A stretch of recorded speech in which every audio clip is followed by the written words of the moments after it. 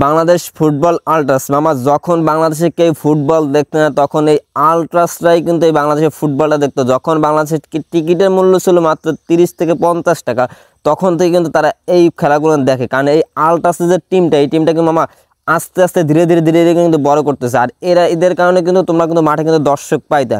কারণ এই আল্ট্রাস না থাকলে কিন্তু কোনো লিগে কিন্তু কোনো প্রকার দর্শক হইতে না, বাংলাদেশ কোনো ন্যাশনাল খেলায় কোনো প্রকার কোনো দর্শক হইতে না।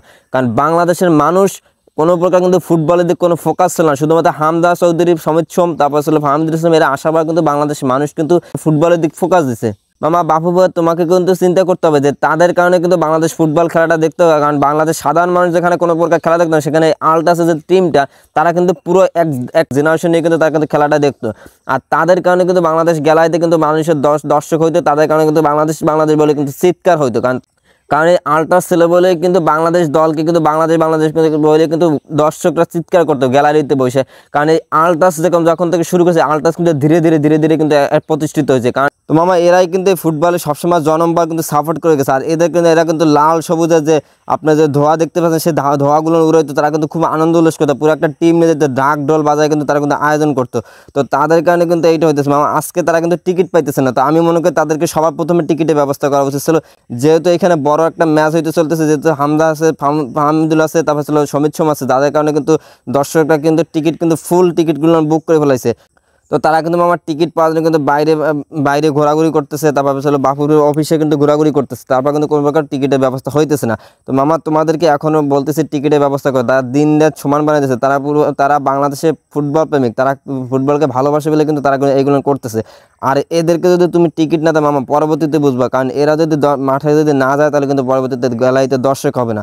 কারণ বাংলাদেশ ন্যাশনাল টিম বছরে হয় 8টা থেকে 10টা খেলা হয় বছরে, তার 10 ধরো 8-10টা বাংলাদেশি গ্যালারিতে ফুললি লোক পাইতো। যখন এদের জন্য কিন্তু বাংলাদেশি মাঠে কিন্তু ফুললি লোক হইতো। তো এরা যদি মাঠে যদি না যায়, সেক্ষেত্রে কিন্তু ফুল কিন্তু লোক হবে না। কারণ ক্লাবে যে খেলাগুলো হবে, তখন কিন্তু বিপিএল বলের বা অন্য কোনো ডিপিএল বলে এই খেলাগুলো কোনো প্রকার কিন্তু কোনো দর্শক হবে না।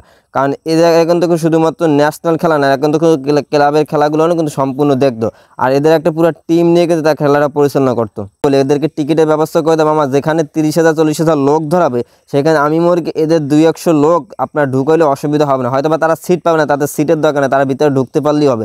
তাদের জন্য আপনি যদি শুধুমাত্র ভিতরে ঢোকার জন্য যদি ব্যবস্থা করে দেন, শুধুমাত্র তাই তো হবে। আমি মনে করি এখনও সুযোগ করে দেওয়া উচিত। আর যেহেতু টিকিট কীরকমভাবে বিক্রি হচ্ছে সেটা বলতে পারে না, টিকিট যদি কোনো প্রকার ব্ল্যাকে বিক্রি হয়, তাহলে মামা তোমাদের অবস্থা কিন্তু পাবলিক কিন্তু ব্যবস্থা করে দেবে। কারণ বাংলাদেশের টিকিট যেখানে পাইতেছে না, সেখানে যদি ব্ল্যাকে বিক্রি করে, তাহলে কিন্তু মামা তোমাদের কিন্তু ব্যবস্থা করে দেবে।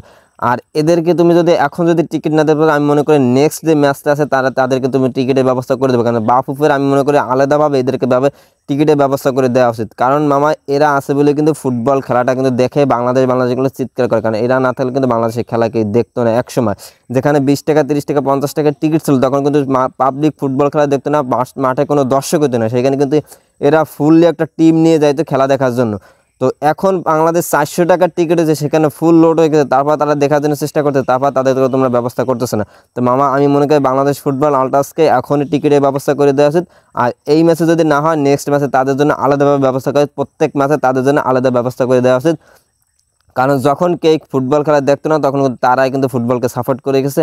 আর এখন তোমরা তাদেরকে মূল্যায়ন না করলে কিন্তু পরবর্তীতে তোমরা বুঝবা যে ন্যাশনাল টিমে হয়তো বা দর্শক হবে, কিন্তু কোনো প্রকার লিগ খেলায় বা কোনো প্রকার খেলায় কিন্তু লোক হবে না বা দর্শক হবে না। কারণ এরকম ফুললিভাবে কিন্তু দর্শক হবে না, তখন কিন্তু মাঠ ফাঁকায় থাকবে।